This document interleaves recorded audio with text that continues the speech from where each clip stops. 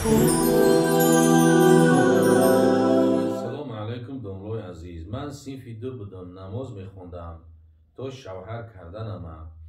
خب مردی عرقخوری به نماز مرا چی کرد؟ میزدم و میبستم، در دهانم عرق میریخت. میگه سطر نکن اینجا رسیه های آزاد بگرد. علیکم داملای شیرین سخن. وقتی که نماز خوندم بر زبان سوره ها رو خونده ایستاده ای، اما در دلت گپ‌های کفر میگذرد. همین قدر کوشش میکنی سوره ها رو بلند میخونی، لیکن با تگ دلت گپ‌ها حتی میگذرد که آدم با زبان گفتنش کافر میشود. التماس جواب. اگر مرد بر زنش میگوید که همین کار نکن، اگر کردی و تو جوابت رو میتیم، اگر این کار کنی جوابت رو میتیم. این زن در سر قهرش همین کار رو کرد، لیکن در خیلی نگذشته باز پشیمان شد، بخشش پرسید از همسرش.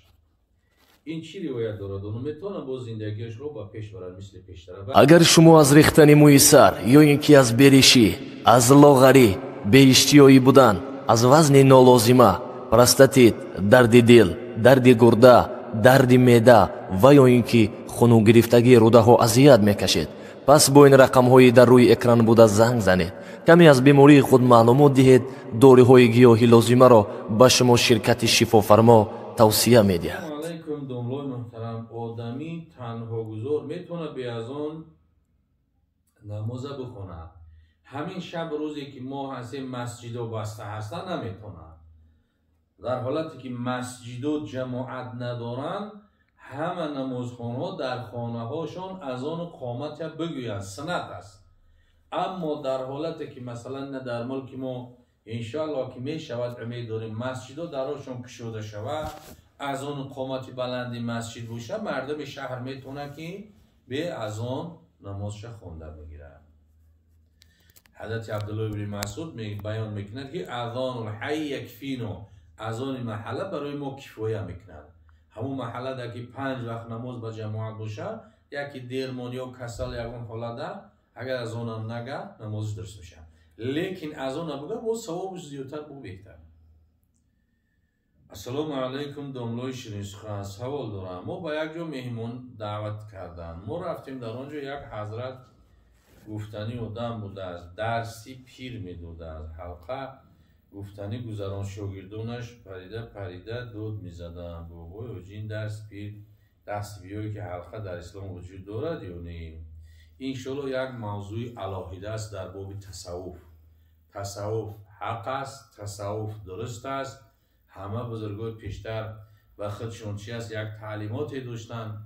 تصوف چی میگه؟ دروغ نگو، دزدی نکو، کاری مکروه را حتی به جا نیار. البته تصوف بعد در این زمانا بعد چی است، بعضی جاهایی بود که خرافات کش کردن، بعضی مملکتایی بود که خرافات و چیزهایی که در قرآن حدیث نبود آوردن در رو داخل کردن، خرافات کردن، آب روی تصوف ریزاندن، بسیار کارهای دیگر کردن. انشالله در باب این تصوف یگان موضوع علاهیده سخن میکنیم، موضوع کلامه. دیگر گفته است که سلام علیکم داملای عزیز. من صنفی دو بودم نماز میخوندم تا شوهر کردنم. خب مردی عرقخوری به نماز مرا چی کرد؟ میزدم و میبستم، در دهانم عرق میریخت. میگه سطر نکن اینجا رسیه های آزاد بگرد. آخه ما را تربیه سطری و نمازی دادن. حتی یک رول مونچه پشت فکر میکنم لیچ گشتیسم، شرم میکنم. الحمدلله ما مسلمانیم، تربیه ما مسلمانی هست انشاءالله. البته که خواهر عزیز این بلایی که به سر شما آمدگی است، حتی این بلا نه نصرانی هم نمیکنه، یهودی هم نمیکنه.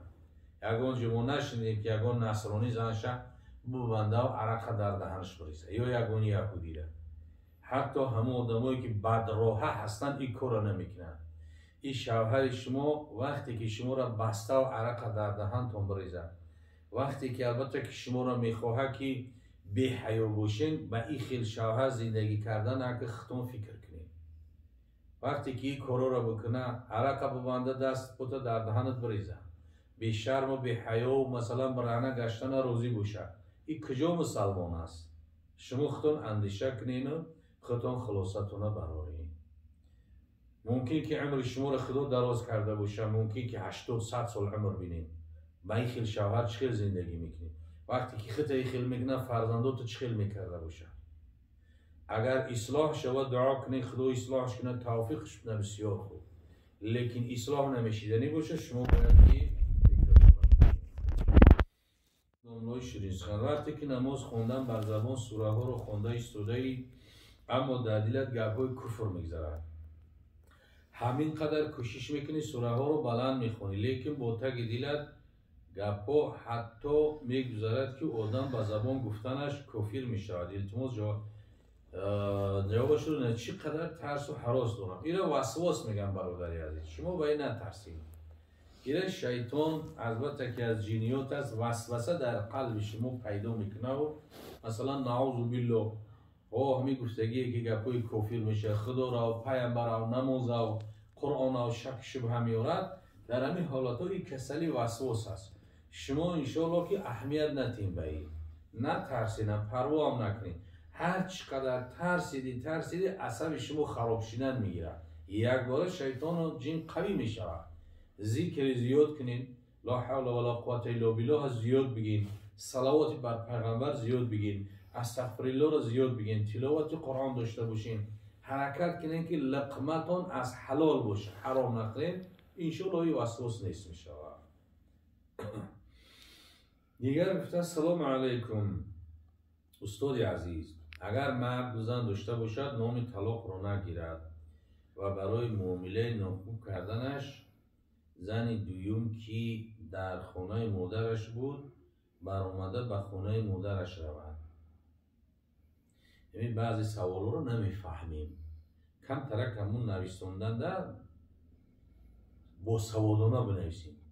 اینه گفته است که در خانه مادرش بود برآمده به خانه مادرش رود.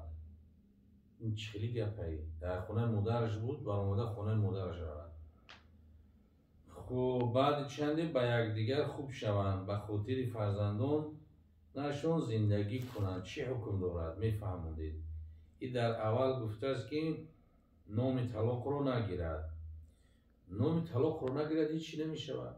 کنایه طلاق نگفته باشه، نام طلاق نگفته هیچی واقع نمیشه. اما این سوال خودش نافهمو است، مقصدش نفهمیدیم. خب سوال، اگر مرد بر زنش بگوید که همین کار نکن، اگر کردی و تو جوابت رو میتیم، اگر این کار کنی جوابت رو میتیم. این زن در سر قهرش همین کار رو کرد، لیکن دقیقه نگذشته باز پشیمان شد، بخشش پرسید از همسرش. این چی روایت دارد؟ اونو میتونه با زندگیش رو با پیش برد مثل پیشتره؟ بله، یا زندگیشون رو با مثل پیشتره بردن میگیرن.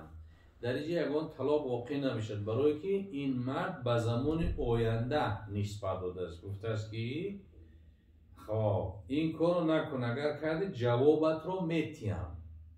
اگر میگفت که همین کار کنی تو طلاق یا جواب داده که جاش طلاق میشی، دیگر برادر از گپ گشته نمیشود. این گفته است با پشیمان چیز است، گفته است که میبخشی. نه، میبخشی نداره، پشیمانی نداره.